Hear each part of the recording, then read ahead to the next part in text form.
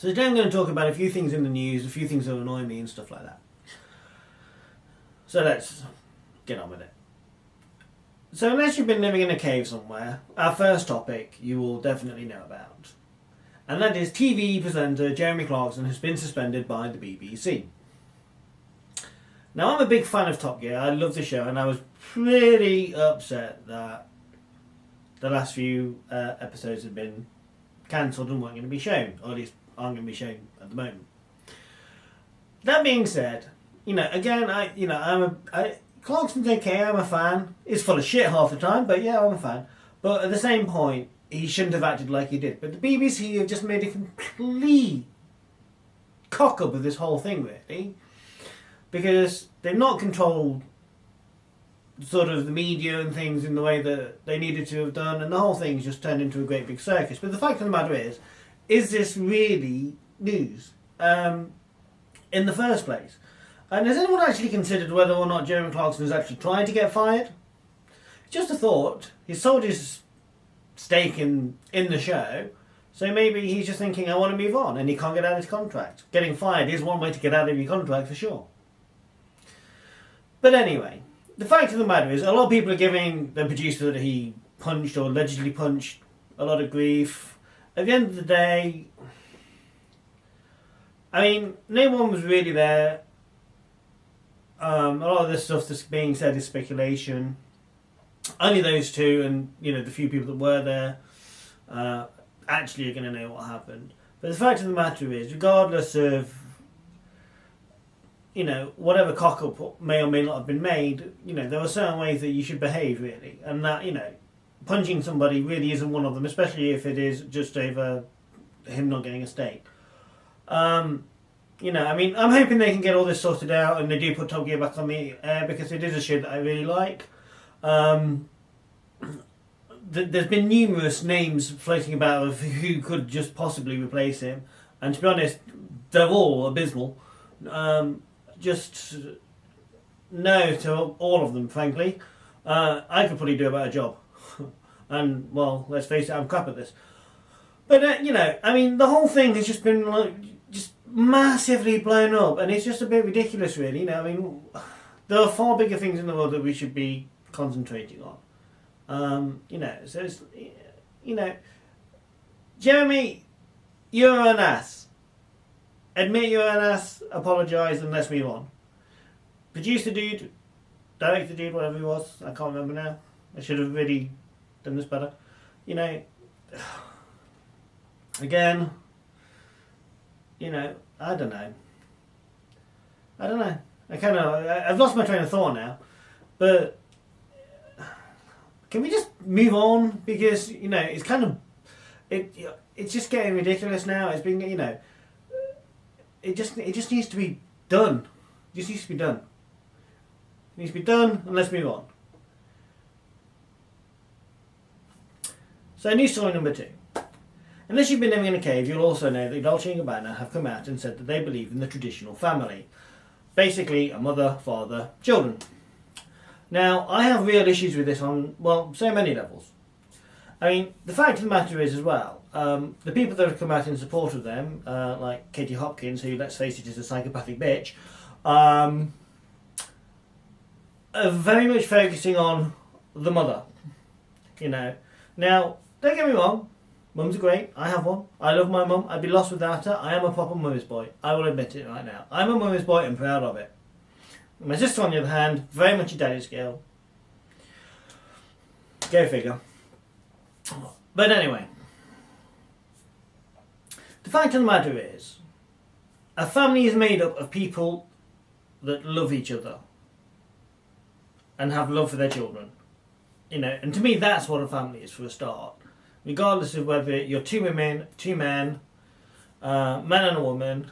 And again, a lot of this also seems to be aimed at man and man, not woman and woman. I'm not saying that they're not saying that, but I'm saying if you read a lot of all the news articles, quite often you get the idea that they are more focusing on two men rather than two women, which again is just totally wrong. But it also takes away. There are hundreds of families out there that are one-parent families that, you know, for whatever reason, they've only got their mother or their father. And, you know, sometimes this is because, unfortunately, things break down and there's divorce. It's, you know, in certain cases, you know, it's because, you know, there's been death or something like that, you know, something equally awful and horrific. You know, and it just takes away from these people as well, because, you know, why should you tell some guy or even some woman that, oh, I'm sorry, but, you know, now you don't have a partner, you know, you're not really adequate enough, because that is also what it's saying. It's saying that, you know, unless you've got a mother and a father, then you're not really got a family, and I think that is just a horrible message.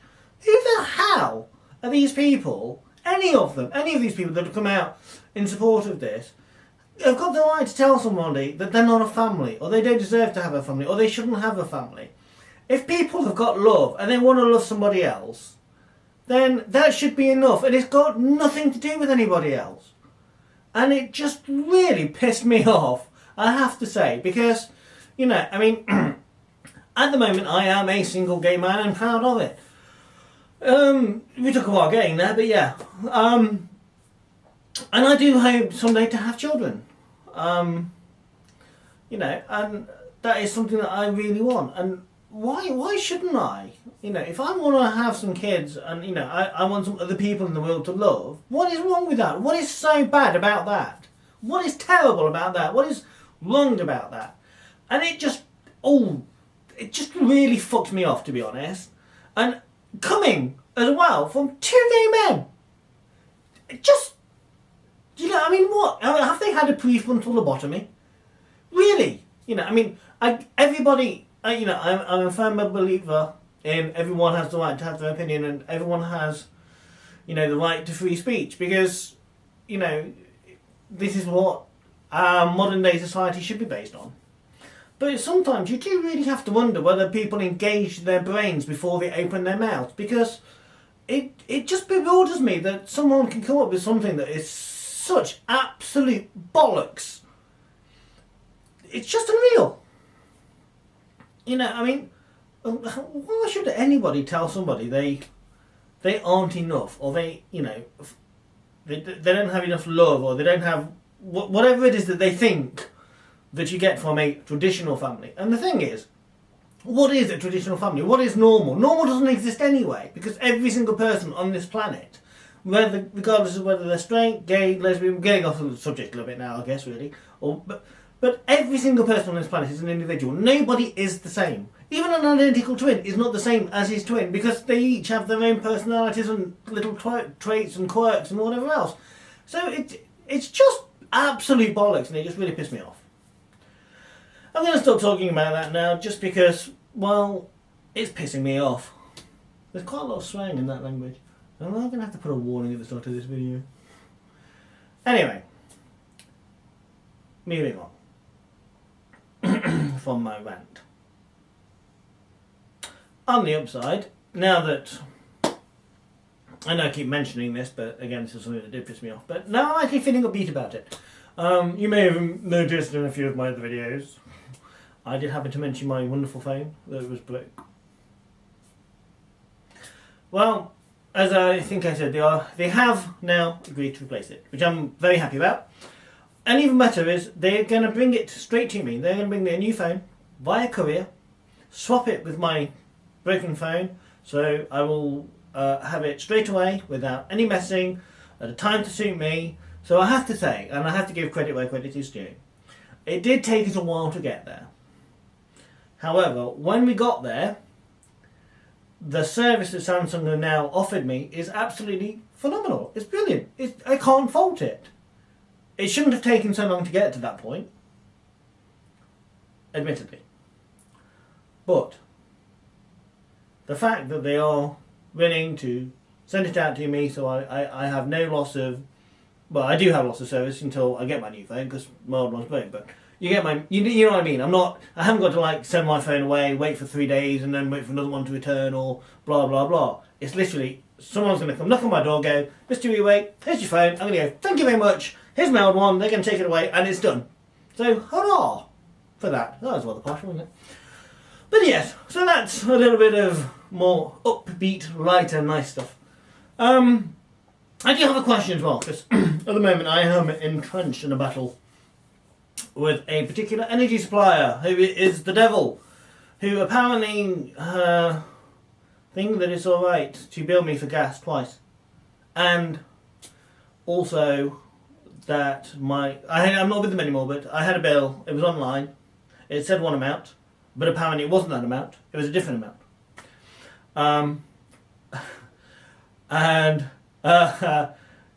Bear with me here now, come on. Apparently, that's just how it is sometimes. Now, quite how the hell I'm supposed to know what my bill is if my bill is completely different according to them as to what it is in front of me on my account, online, on their website, I don't know. But apparently that sometimes happens. And I have complained to the Ombudsman about this, and apparently according to the Ombudsman, that's fine. They are allowed to say that, well, sometimes that happens and that's a reasonable and rational explanation. So I was just wondering, because I've spoken to a few other people, and from what I can gather, I don't actually know anybody that's made a complaint about an energy firm and actually won.